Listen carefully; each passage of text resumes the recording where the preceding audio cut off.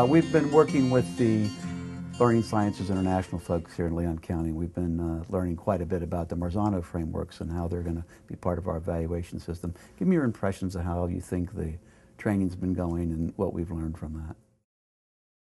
Well, I think the training's been outstanding, and the Marzano model is a good fit for Leon County schools. In particular, LSI has provided outstanding trainers. So I think that the two of those components, along with a willing group of administrators, is going to work very well for us. I think training is going great. Great, great. You know, one of the things we also did, we know that our administrators are busy people. They've got a lot on their plates and things to do, and the world's changed pretty dramatically as we've moved into this. And we invested in and we've embraced the eye observation, the electronic ability with the web-based system to go up and do our evaluations. What has been your experience, those of you who've been in the training and with Learning Sciences International and the eye observation training, where we are with that so far? As a teacher, I think it's been great. As Shelley mentioned, those embedded videos are so helpful for you to see a real exemplary example of what you should be doing in the classroom.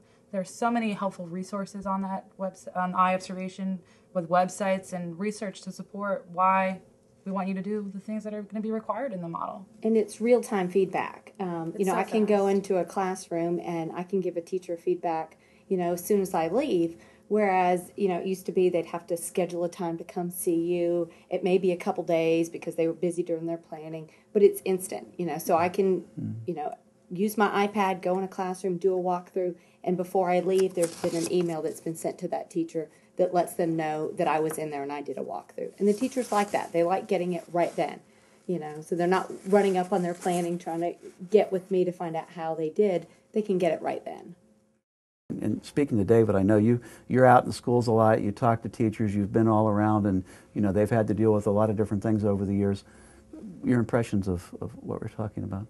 I think through all this, through the training, we all came to realize how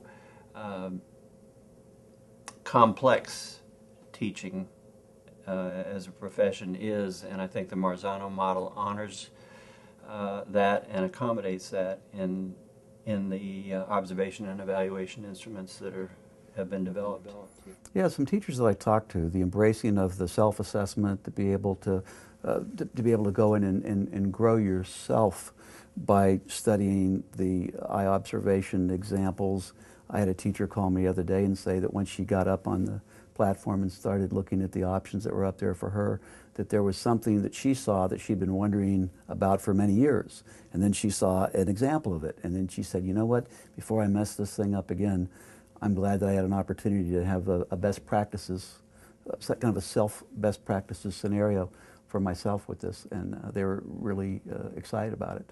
Let's talk a little bit about inter-rater reliability and the importance of that in the district. And I know that, I think, Rebecca, you had a comment that you wanted to make the other day about that.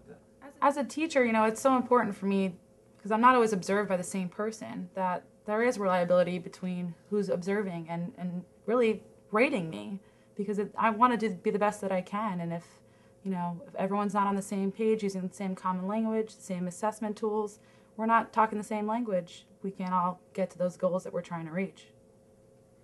And at the same time, if 3 or more people come in to rate you and they all come up with the same thing, then that helps you to accept the rater's rating. Right. I think one of the exciting parts for me is that the district has, after receiving this training, have zeroed in on design question 1 and the 3 elements that are under that design question, setting clear learning goals, giving regular feedback, meaningful feedback, and then celebrating successes.